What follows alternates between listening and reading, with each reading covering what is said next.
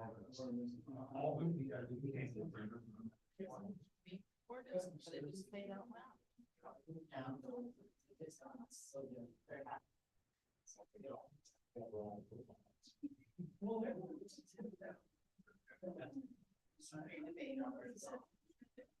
told me that it was in writing. Recording, I can see it.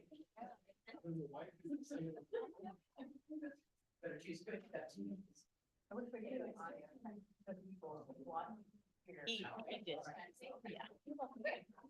Well, I think we're all set.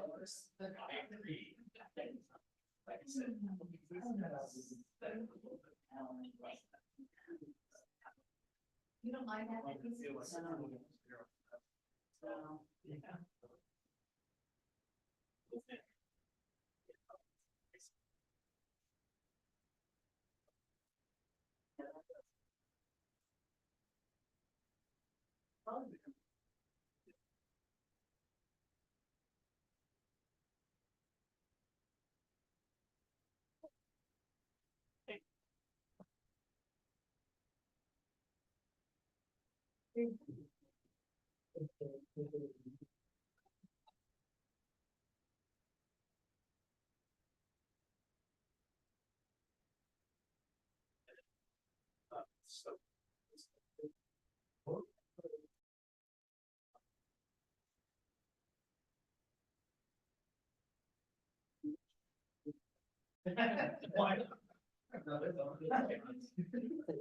I never read.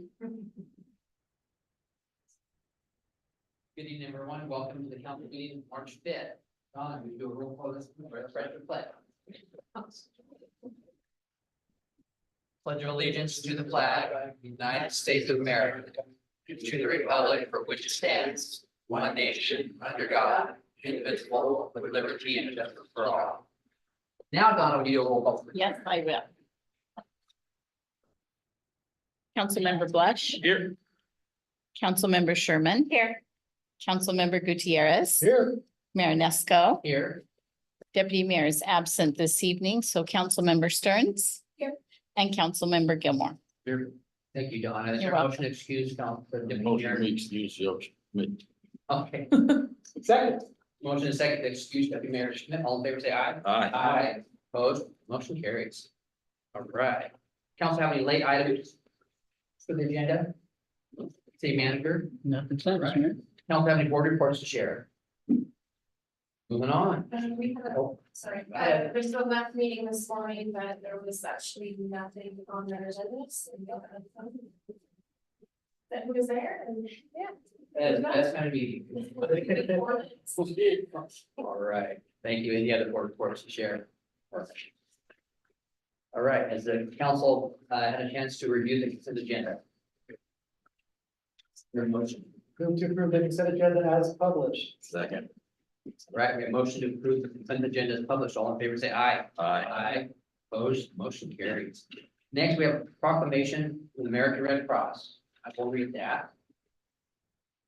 City of Shelton American Red Cross Month, March 2024.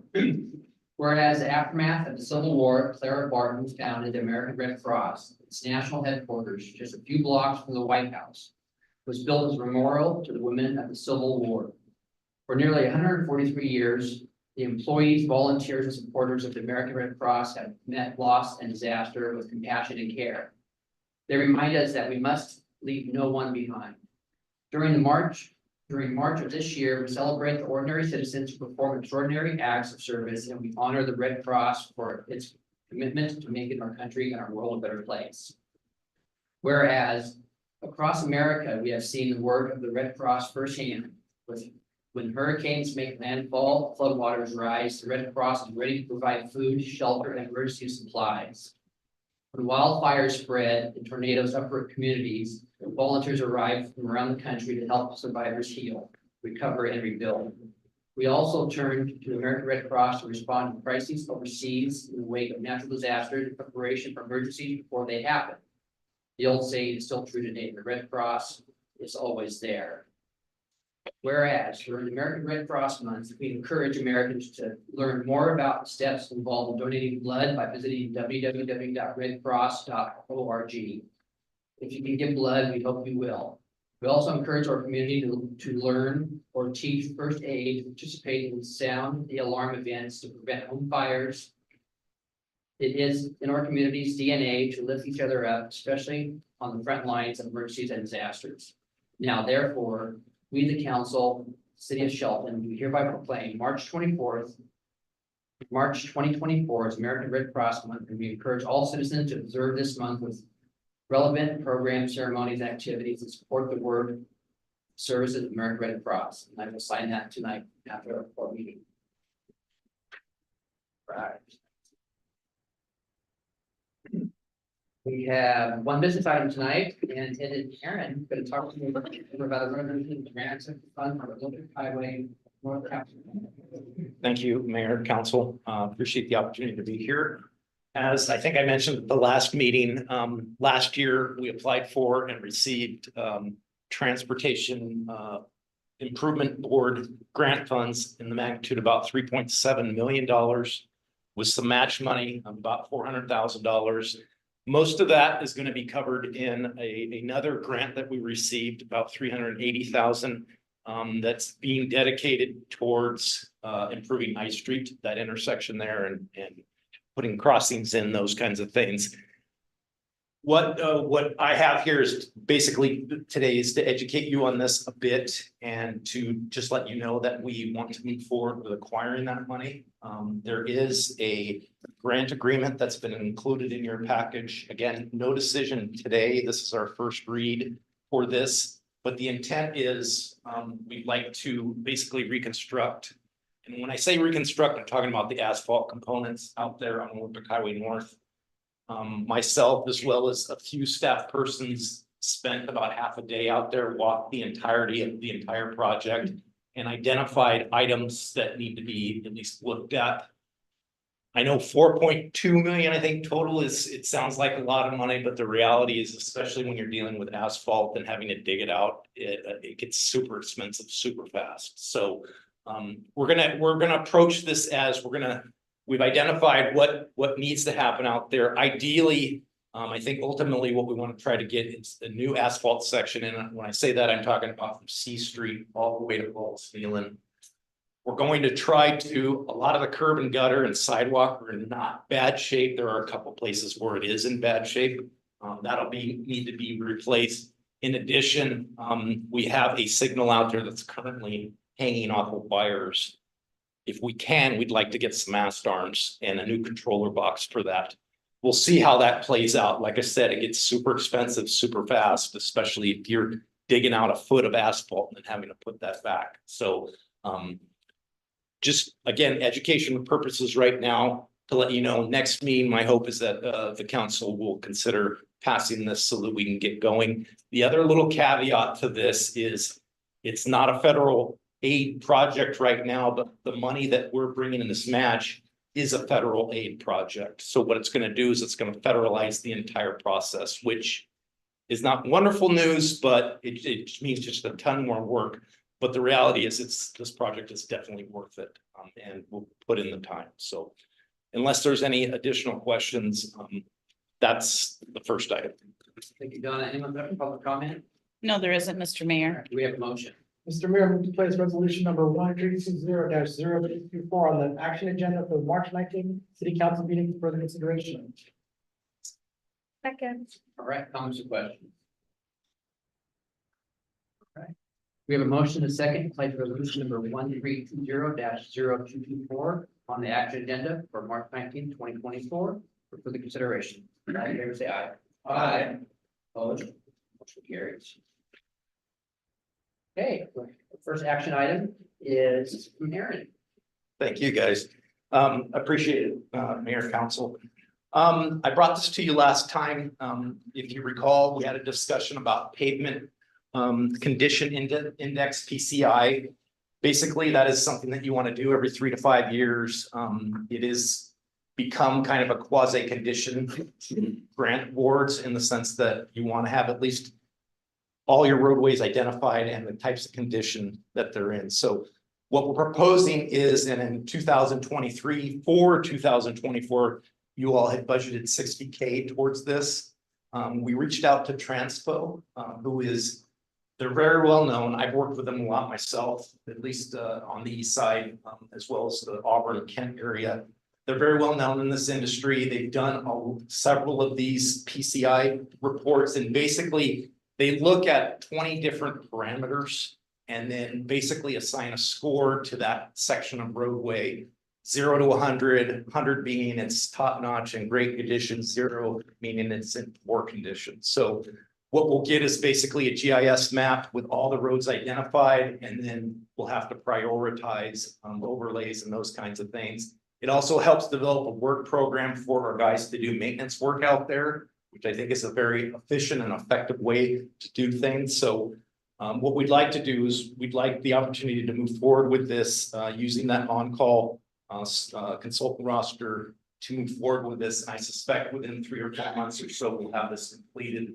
Happy to bring that back to the council. You can actually see what the work product looks like. Unless there's other questions, nothing has changed since we discussed this last. Thank you. Donna, anyone have public comment? No, Mr. Mayor. And we're reading of resolution number 1311-0124. Resolution number 1311-0124. A resolution of the Council of the City of Shelton, Washington, authorizing the city manager to approve a Public Works on-call consultant roster work order for conducting a pavement condition index study. Thank you, Donna. You're welcome. Move a motion. Mr. Mayor, I move to adopt resolution number 1311-0124 as presented. Second. All right, comments or questions? We have a motion and a second to adopt resolution number 1311-0124 as presented. All in favor, say aye. Opposed? Motion carries. Thank you, council. Thank you, Aaron. Public Works Director Jay Harris is report about buying a vehicle for the storm department. Mayor and Nisco, Council, Jay Harris, your Public Works Director. The 2024 budget included $50,000 to purchase a new replacement vehicle for the stormwater technician. It's going to replace a 2009 Ford Escape that is definitely near end of life. Anyways, will improve safety and reliability for us. We're proposing to get an all-wheel drive vehicle. That way we can use it in inclement weather, that sort of thing. We budgeted 50,000. The cost of the vehicle is about 35,000, which is good. And I've had no changes to the proposed resolution since the last meeting. Okay, Donna, anyone have a public comment? No, Mr. Mayor. All right, maybe I will read the resolution number 1315-0124. Resolution number 1315-0124.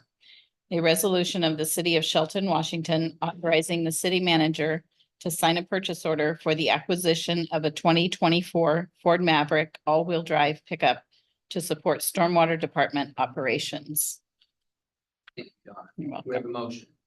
Move to adopt resolution number 1315-0124 as presented. Second. Comments or questions? About getting it cheaper. Right, we have a motion and a second to adopt resolution number 1315-0124 presented. All in favor, say aye. Opposed? Motion carries. All right, now Jordan, Park Recreation Supervisor Jordan Crumple, has a report about appointment to the Park Advisory Board.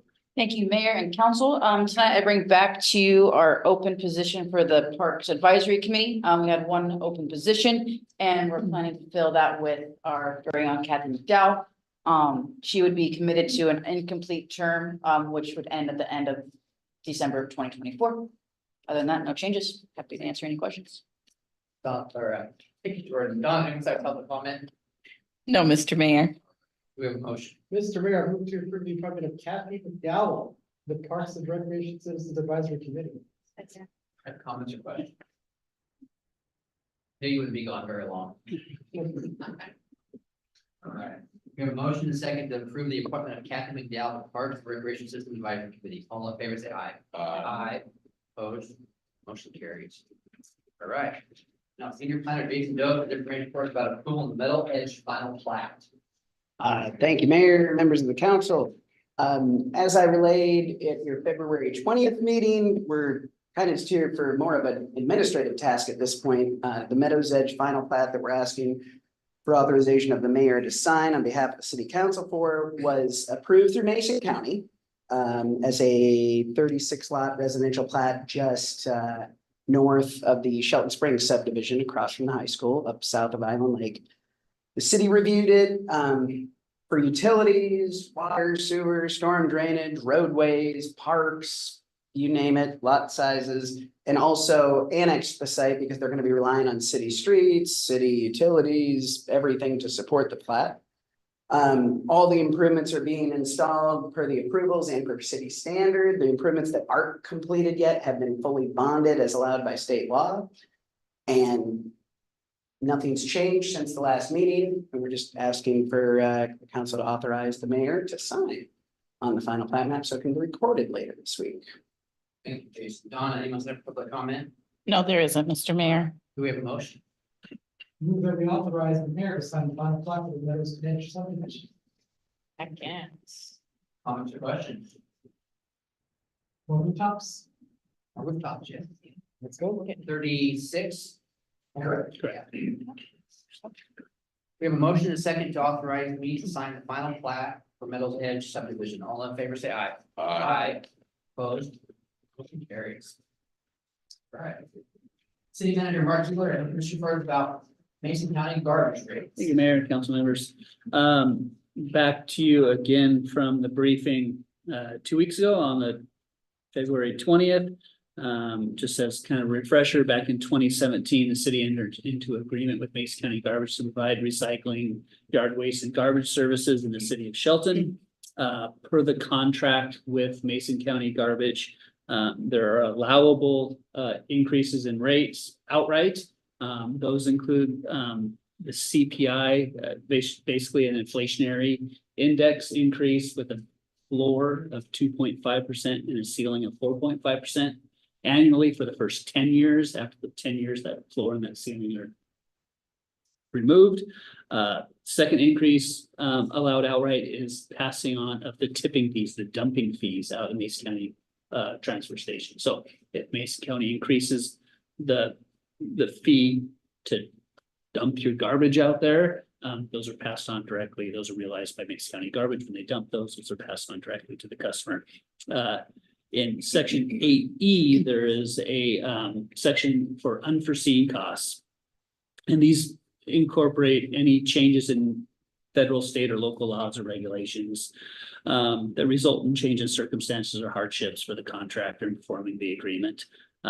So Mason County Garbage, as you remember, has put forth a request to increase some rates based on those unforeseen charges due to increased fuel costs based on Climate Commitment Act implications, and I believe that I don't know the entirety of the system there, but or how it's set up, but the carbon reduction and the increased fuel rates are, which is what may be referred to as a gas tax, but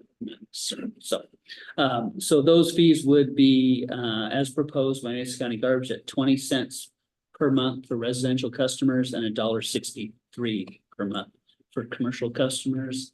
I provided council with an email to answer some of the questions previously, so hopefully that answered some of the questions you had after the briefing, and I know Mr. White is here to answer any other questions that you may have if you see fit moving forward. Don, I must have a public comment. No, there isn't, Mr. Mayor. Ever read the resolution number 1318-0224. Resolution number 1318-0224.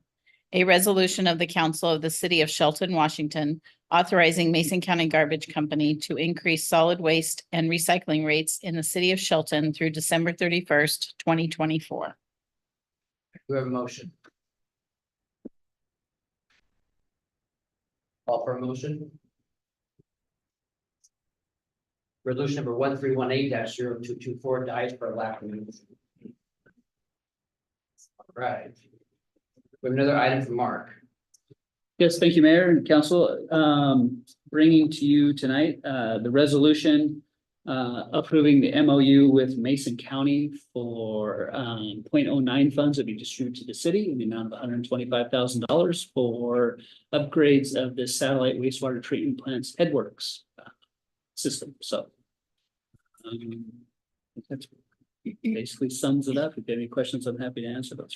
We have a public comment, Donna. No, we don't, Mr. Mayor. Reading resolution number 1319-0224. Resolution number 1319-0224. A resolution of the Council of the City of Shelton, Washington, authorizing the city manager to sign a memorandum of understanding with Mason County for rural county 0.09 sales tax funds in the amount of $125,000. Thank you, Donna. Do we have a motion? Resolution, that's correct. Yeah, I approve resolution number 1319-0224 as presented. Second. Question. All right, we have motion and second to approve resolution number 1319-0224 as presented. All in favor, say aye. Aye. Opposed, motion carries. All right, the last action item is also from Mark. All right, keep going. Council, for your benefit, I'm asking for a waiver of the three-touch rule tonight. This is a program and project that's been in place since, let's see, mid-year 2022, correct? Yeah. The DCR, the Designated Crisis Responder Contract with Thurston Mason Behavioral Health Organization. This funds our embedded designated crisis responder in our police department. We've seen great results from having this individual here and having this service provided. The contract with Thurston Mason Behavioral Health Organization allows the city to receive $100,000 to offset the costs, the total costs of that program through fiscal year 2024, starting January 1 through December 31st. The second contract within the packet that you have today is with Olympic Health and Recovery Services.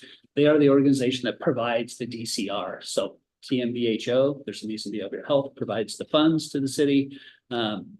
Olympic Health and Recovery Services provides the actual staff to provide that service. It's essentially a net zero project. We receive $100,000 from TMBHO to provide the service. We pay OCRS $100,000 to have staff in place. So our police department is very happy with the service provided.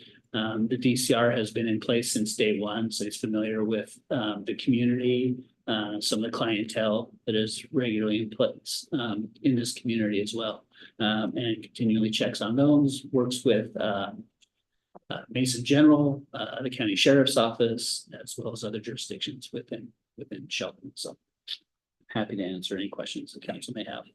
All right, Donna, it was time for public comment. No, Mr. Mayor. Do we have a motion? Mr. Mayor, I move to waive the three-touch rule and approve the contract with Thurston Mason Behavioral Health Administrative Services Organization and the Olympic Health Recovery Services for designated crisis responder services and authorize the city manager to. Second. All right, comments or questions? Can we get two?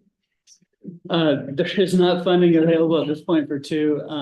Mason County has some, they're not DCRs, but they are co-responders, sorry, yeah, within that we work closely with as well. So there is some backup if our DCR is not in-house or working the day. So. I've heard great things from our first responders about the DCR, and the co-responders don't have as much authority as DCR. So the DCR being here locally can actually help the co-responders in situations where they can't take somebody that needs to go somewhere, so. Yes. The DCR is very important, it's been very successful, in my opinion. Glad that we've got partners with. They can actually get individuals that are in crisis committed and get them into the services they need when they're not able to make those decisions themselves.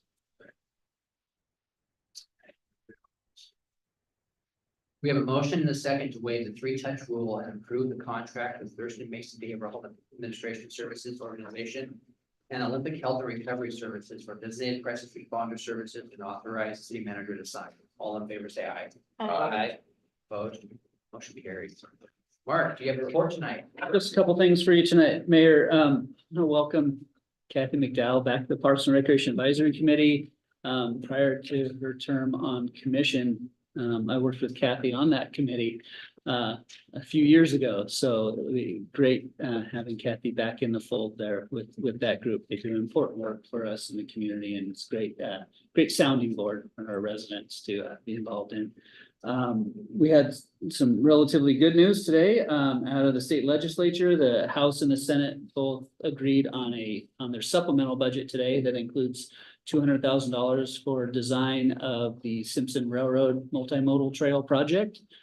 So we'll be seeing, unless it hasn't been adopted yet, so I guess I won't say it's a definite, but I think all signs point to that being included in the budget. We're still awaiting the transportation budget and the potential for some funds for Waltz Nealon Boulevard to be included there. Session's supposed to end on Thursday, so hopefully we will know soon, and we'll have some additional funds thanks to our 35th delegation, which has been worked for us quite diligently over at Olympiad. See, we are working on the welcome video, or the information video that's on the city's website now. Many of you have noticed that it's out of date. So the organization CGI that we've worked with in the past is coordinating the update of that video to highlight Shelton and the amenities that we have available to us. It's no cost to the city. They sell advertising to support that video. It's embedded in on the city's website. So you should see some information on that fairly soon as we work through the progression of updating that video. I think that is all I have for you tonight. Any questions for our city manager? Thanks, Mark. And we're now with general public comment, or invited to make comments on any topic that's not listed on the agenda. Donna, we have been signed up. We don't have anyone signed up, Mr. Mayor. Let me look at Zoom here. Okay, we have Colleen Carmichael on Zoom. Good evening, Mayor Inesco and fellow council members. My name is You're Colleen. muted, or we can't hear you. I shouldn't be. Can you not hear me? Can't hear you.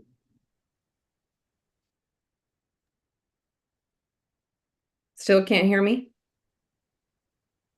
Volume down or TV down. I don't know.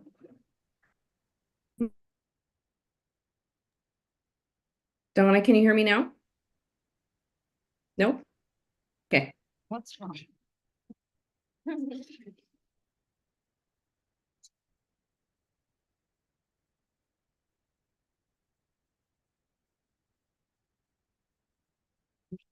Halfway.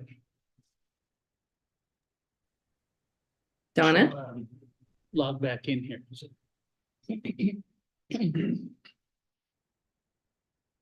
Well, she's logging in. Is She's there anybody logging else? back Is in. there anybody else? There isn't anyone else on Zoom at this time.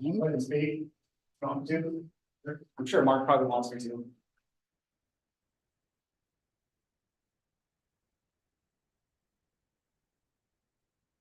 Yeah, after Dean speaks, if we can maybe log up on one of the computers here, maybe we can hear. Yeah, see if she can log back in if there's something on her end. Okay, I just want to give a state of Shelton address, kind of like the president and the governor does with the State of the Union or State of the State. Let's see, we had 3 individuals walking their dog. They took a shit in the crosswalk that I had to have both of them go back and clean up. This has happened 3 times. They both threatened to pull me out of the truck and beat my ass. Can you imagine that? All the violence that we have? Chased off 6 individuals from the back of Second Street Hair Design, where they're notorious from hanging out, doing drugs, hiding in the back. One was in the front by the alcove. We had a mental health situation by one of our council member stores. Lady had no shoes, crazy babble, belongings all over the sidewalk, deviated at least a dozen individuals, including a county commissioner that didn't want to have that situation right there in front of it. That individual ended up in somebody's store making snow angels on the floor, screaming, yelling, causing all kinds of issues. Why are they even out in the first place? let's see, we had a full-on makeout session going on between two individuals sitting at the Evergreen Square on the bench. We have a new car that's parked in the Evergreen Square, been there for like 4 out of the 5 nights. Don't we have a no street camping ordinance? I think we passed that. I wonder if I did a request on that, how many times we've actually had it enforced. I bet you it's 0. We had convicts dropped off at the transit center. Individuals sitting in their trucks, going into their businesses, didn't even want to get out of their car and go into their businesses for fear of that. We had 2 people sleeping underneath our train with their dog. And let's talk about dogs. Don't we have a dog licensing? Don't we have a dog at large? You know, we don't enforce those anymore, I guess. So what are they even doing with pets? Community lifelines continued conditional use permit violations. I mean, how many violations does it take to have somebody have a license pulled? Is it 927? Is it 628? Is it before we increase their bed space from 35 to 55, or is it after 55?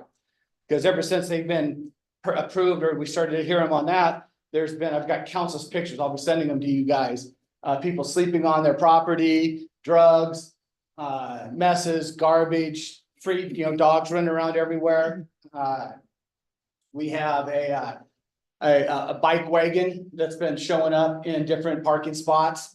The gentleman's been sleeping in, as far as I know, you're not supposed to sleep on a single story anywhere in the city. That's not, there's not an ordinance, you can't have that. Yet we have the bike rack tied up on the back or chained up in the back of St. David's Pantry. So maybe we go down there and take a picture of that, take a look at that and get that removed. So there you go. Thank you. Have a good day.